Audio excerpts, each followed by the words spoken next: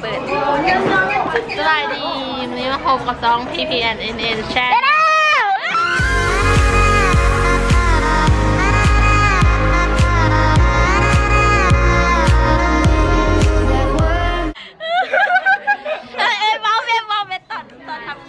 อันนี้สับปะสิกใบด้วยผู้นี้นอมแมนหัวร้านเนี่ยไปนิ่มไข่บัวลอยอันนี้สบายดีเดี๋ยวเราจะถ่ายวงถ่าย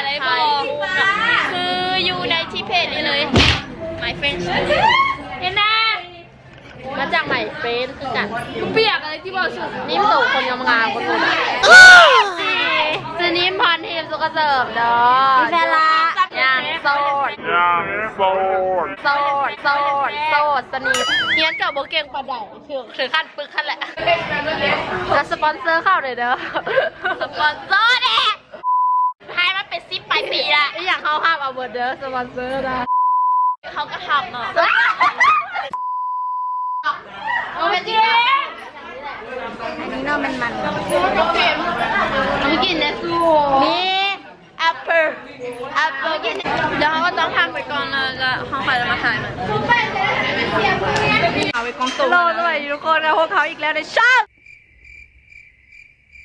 เขาอัดแล้วจัดจะให้กูเปิดแบบฟันสมาชิกใหม่เขาเปิดเนาะทุกคนสมาชิกใหม่เนาะคืออีนิมนั่นเองเนาะเดี๋ยวนี้เขากำลังจะไปถ่ายฮูปลิน2 ตัวนะทำบุ้งเขาจะหายไปสักบ่อเขากำลังมุ่งหน้าไปที่เดินบ้านไปเดินบ้านไปถ่ายฮูปเนาะเขาเอากล้องมาส่องนี่ตึกคนมันเลย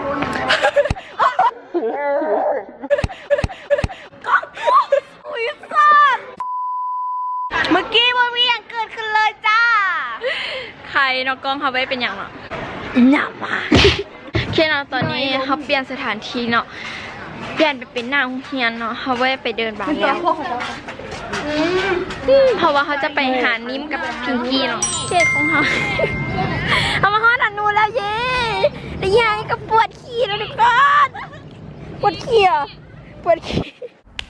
โอ้ยนะความรักความขี้อยู่นี่แม่ดำเนินรายการจ้าเขากำลังที่ถ่ายฮูปเข้าโปรโมทเฟย์หมายเฟรนสตูดิโอนะทุกคนเนาะเขากำลังจะเข้าฮูปโปรไฟล์ใหม่ไม่อยากต้องเต้นแบบ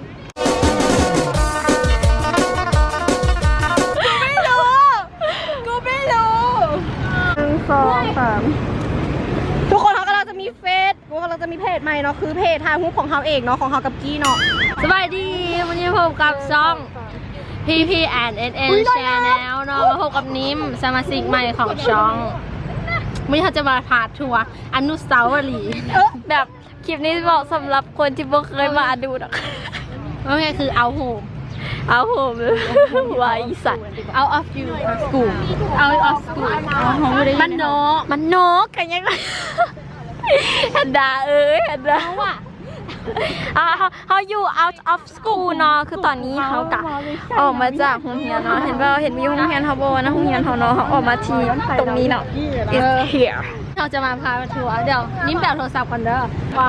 อนุสาวรีย์นี่คืออนุสาวรีย์ของประเทศลาวเนาะอยู่ใจกลางเมืองเมืองจันทบุรีแข่งนครหลวงเวียงจันทร์ซึ่งอายุหลายปี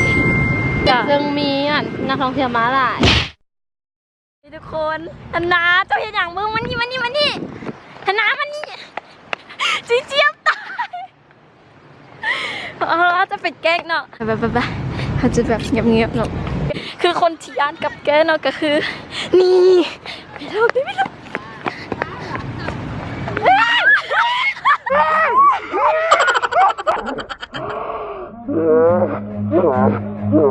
Run.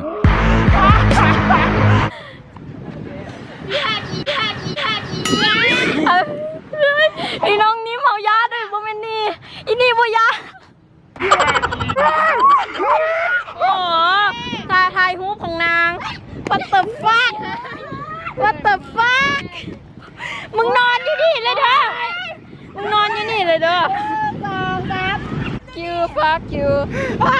มึงอวกาศลังเวอร์บนขอนอนได้คนนะคะเฮาเมื่อเฮากลับมาเขากำลังจะไปเป็นแต่ต่อมาโคตรอ่ะโอกาสจะปิดคลิปแล้วเนาะตอนนี้เนาะเขากำลังจะไปกินเดลี่ครีมเนาะชื่อเคินเฮามาอยู่ที่ร้านเดลี่ครีม